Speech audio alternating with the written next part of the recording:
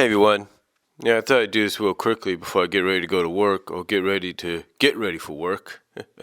um, you know, I've talked about this before. I'm sure a lot of people are always wondering, always asking the question of what are people's fascinations with things like absorption and merging and fusion and stuff like that.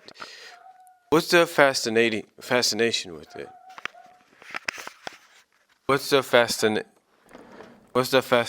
with it? Mainly, what is the fascination with it?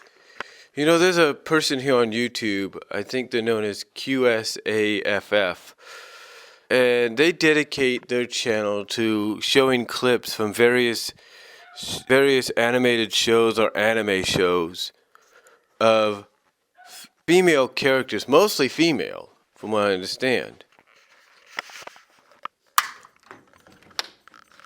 Mostly female characters, from what I understand. It basically this person airs clips of them either sinking in mud completely, or sinking in quicksand completely, or just halfway doing it, or not, or in some cases showing them being absorbed into something and becoming part of it, if not almost. And a lot of people wonder why there's a fascination with that. It's the same reason you have people that dedicate channels to different things, like characters blowing up like balloons and melting into puddles of goo and stuff like that. It makes you realize that even those that want to, blast those individuals or blast people like me for liking that kind of stuff, or being intrigued by that kind of stuff, it shows you that I am just one of many. One of many being the fact that there are many others out there. And it's not because of the fact that it's not the fact that we're strange or we're weird or we're freaks or anything like that. No, it's fascination, it's intrigue. We realize that being fans of fantasy and science fiction and animation, as well as anime, we realize that this is the kind of stuff that can only happen in these kind of mediums. We know they could probably happen in live action nowadays, especially with the graphics and especially with the technology we have. I mean, even back in the 80s and early 90s it's happened too, but still, mostly through animation this kind of stuff occurs. But like I say, nowadays with the technology we have, the computer graphics and all that, it's totally different. It's totally different. I mean, now you can pretty much see that all the time. I mean, heck, there are those that do that on just a cheap budget for web videos or web shows and all that you can even see on the YT or Daily Motion. So again, that question still gets asked: is what's the fascination? And again, I think it's just the fascination of how it's presented from a story perspective.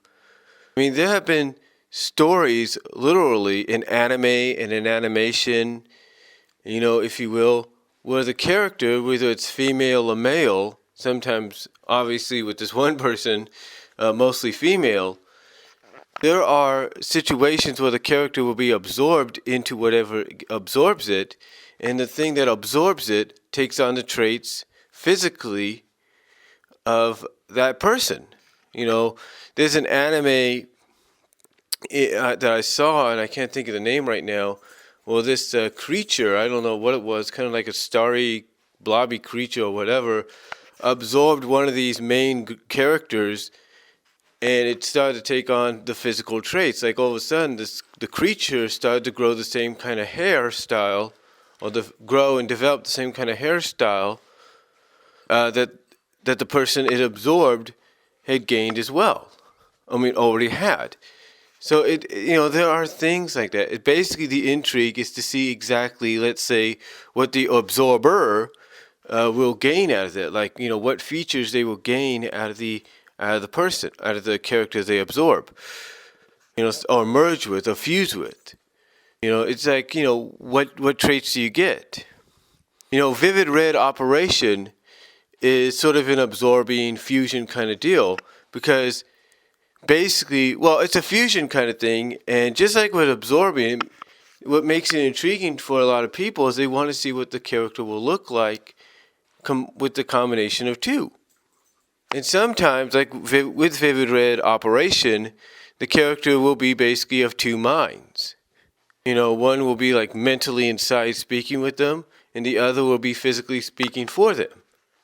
But sometimes the other intrigued aspect about it is when two characters do merge, the personalities end up merging into one new personality, and you wonder what that new personality is going to be. If it's going to remember that it used to be two individuals, or is it going to look at itself as being someone new and not know who you're talking about until the character defuses, if you catch my drift.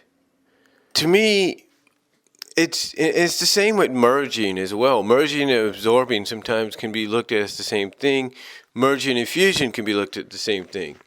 The only thing about merging sometimes is when you look back on it, it's more along the lines of the merging sometimes can be like an upgrade, like the person that merges with the character, like the character that merges with one character, doesn't just, that character that they merge with doesn't take on the traits, the physical traits or anything, that the character, that when they merge with said character, all they become is like an article of clothing, like a piece of armor or whatever.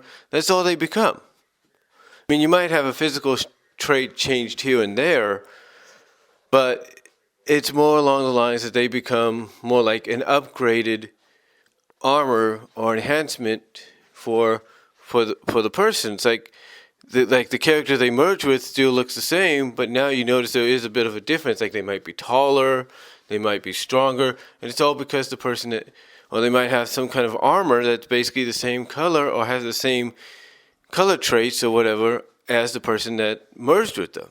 So again, I think it's all about intrigue. It's all about fascination. The fascination and intrigue are the fact of what will be, of what you will see, of what will come of it. Sometimes, when it comes to absorption being used in the anime media, sometimes when the character gets absorbed, like for example, QSAFF put up what they call an absorption scene, more like an absorption imprisonment scene or encasement scene, or basically a lot of the main, if not a lot of the main or sub-main, a lot of the main characters, except for Lucy, and some of the minor characters, or semi-major characters, I should say, or semi-main characters, like I said, with the exception of Lucy, were all absorbed and encased or imprisoned into this red goo, sort of like this red fleshy goo. Like I said, they were imprisoned. They were absorbed partially through it. Like there's three characters. One guy's holding these two look like cat girl characters, or one's a cat girl character and the other's another character.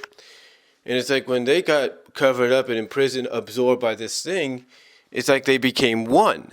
It's like they merged together. And sometimes when that kind of thing happens in animes, mostly, and sometimes in Western animation, the absorber, whether it's a spiritual creature or not, spiritual creature, mythical creature, or just someone with immense power, sometimes they will manipulate the absorbers, the ones that they absorbed, whether they've totally absorbed them or like with that one scene that QSAFF put up from Fairy Tail, they will manipulate them and make them move forcibly against their will because they can't do anything about it, or even have the mouth moves against their will because they can't do anything about it, and make them act and say things that they wouldn't to, like, let's say, to the person that's trying to save them. and basically it's not really them doing it. It's the person that's controlling them. It's the person that's absorbed them at times. Like I said, the absorber will basically manipulate them, even though they can't do anything about it, into saying and doing things they normally wouldn't do, and they can't do or say anything about it. Which again makes people intrigued by exactly what the reaction will be afterwards once they're saved. And I know some people will point out to me and say, well, Brian, there's different kinds of absorption, that's used in anime and Western animation. It doesn't necessarily mean, someone they do become part of it. Like I said, I know some people might say, well, Brian, there's different kinds of absorption used in anime and Western animation. Just because a character might get absorbed by another character doesn't mean like all of a sudden, they become, it's like no, all of a sudden do they take on a trait of that person or anything. Do you see a physical trait or anything? You don't see, someone's hair, or you don't see someone's body, body parts coming out, like becoming additional body parts. You don't see that. And you're right, you don't. You don't really see that. Sometimes, let's say, of course, you take a look at Dragon Ball, which is a good example with that Cell character, if you will. Sometimes all the person is used for is to use. All that person is used for, all the character that's absorbed is used for, is to become like an increase of power. Basically, they get upgraded, if you will. They become an increase of power. Put it that way. They become an, they become like an increase. They become an upgrade. They're basically used as an upgrade or an increase in power that allows the person that absorbs them to get stronger and more powerful. And like I say, Dragon Ball Z is a good example with this, with that Cell character, when he absorbs characters through his tail. Like one of the more infamous absorbing scenes involving Cell that's seen here on YouTube a lot is him absorbing Android 18. And some people might say, well, what happens to those that just get used as upgrades of power? Upgrades or something like that. Well, to me, I think what happens, and this is just me, but I think when I saw Hulk in the Agents of Smash episode with Venom, and with guest starring Spider-Man and featuring Venom, basically the character is kind of like hooked up to a lot of things. Like there's certain like vines or whatever, technical tentacles or vines or whatever that kind of hold the person tight, or hold them in, kind of glue them, like make them glue, kind of cause them to get glued to whatever, like to the wall of the person that absorbs them, and then that's how the energy is drawn out. And that's the only thing I can think of what happened with the whole Cell absorbing certain characters, is he did just that. And there's other ones as well. There's a one called Samurai Kyo or Koi or something like that. And it's also seen on here. And I think you just got to put Absorption Samurai KYO. And basically in this episode, and basically in this clip, the main character, I think she's the main character, the main heroine, she gets absorbed by one of the doll creations. I guess they call them doll creations or whatever. She gets absorbed, and I guess according to one of the other antagonists, and I guess according to one of the antagonists that's there, not the one that absorbs her, but like one of the other antagonists that's there accompanying her, basically it's acknowledged that even though the doll or whatever it was, or whoever she was, even though the doll or whoever she was Lady something, I can't think of the name. Even though she absorbed the main character, she wasn't taking on any traits. She was basically using her for nutrients. She was basically using her to increase her power, her strength. So again, yeah, I understand exactly some people pointing out to me and saying that there are other kinds of absorptions, mergings, if you will, used in anime and animation, and I get that. I totally do. But again, that's what makes it so fascinating for people. That's what makes it so fascinating for those to want to, dedicate Yahoo groups, dedicate DeviantArt groups, dedicate YouTube channels to this kind of stuff, because it fascinates them. It intrigues them to see exactly what the outcome will be. And true, some people, like I said, I mean, even though there are those, like I mentioned earlier, that may not understand, may not accept the idea that there are people like me out there that are fascinated and intrigued by this concept, what they have to realize is there is nothing wrong with it. There's nothing wrong with it whatsoever. I mean, when one thinks about it, like I said, it shows that, basically, it shows that even though people like me like it, and like I said, people dedicate DeviantArt pages to it, YouTube channels to it, Yahoo groups, you name it, it's because it intrigues us. It's interesting. It makes us want to see exactly what will happen the next time it gets put into the spotlight. It's really intriguing, and I think that's what some people have to understand. It's nothing. It's nothing to say, oh, well, we get a kick out of it, from a certain standpoint. No, we get a kick out of it because it's intriguing. It's interesting. For some of us that want to write fan fiction, it makes us want to come up with an idea for shows or mediums and all that, characters, shows that may have not dealt with it yet from a fan fiction standpoint, to see exactly how that would work. I look at something like MLP FIM, and I look at something like the upcoming season 6, which obviously will lead into the movie. But I look at that, and I say to myself, you know what? Season 6, maybe even season 7 if they get one, but season 6, to me, could be one of those seasons that does a few things that we all think is very possible. We see the possibility, and I've mentioned this, of the main 6 or main 7 now, if you will, merging together, fusing together into one. Basically merging, fusing, doing a huge fusion with Twilight into one ultimate pony, to the one powerful pony or whatever, or alicorn, whatever they call her, to defeat whatever evil or threat they're going to face in the finale, in their season finale or season opener or whatever. I could see that happening.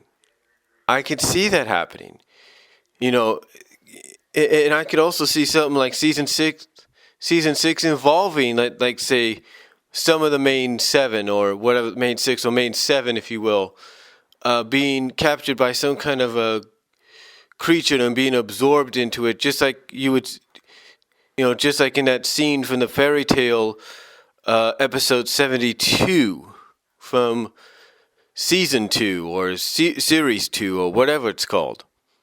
I could see something like that. Now, I know some people might say, well, technically there was some kind of absorbing Brian with their interpretation of the smooths, and I'm not saying that's not the case, but in a sense, what I'm talking about is, like I said, you go to QSAFF, you look at the fairy tale absorption scene they put up, and you'll see exactly what I'm talking about. I could see something like that maybe happening. Maybe. I'm not saying it will, and I'm not saying it won't. The same with, the whole main 7, 6, whatever they're going to be, fusing together into one big, into one powerful alicorn with Twilight to defeat whatever evil or threat they face. I'm not saying that will or will not happen. But what I'm saying is, it allows people like me and others out there, you and others out there, to write fan fiction stories, to draw web comics, to see from our perspective, how it would play out, how would we make it happen. You know, because it intrigues us. It's something that, you know, we look at, we say, wow, why can't other shows have this?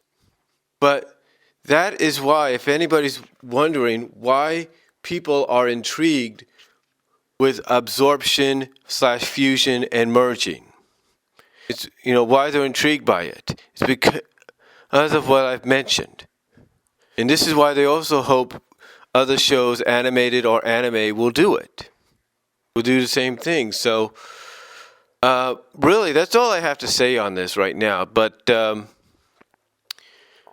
me know what you guys think down below. Comment if you like.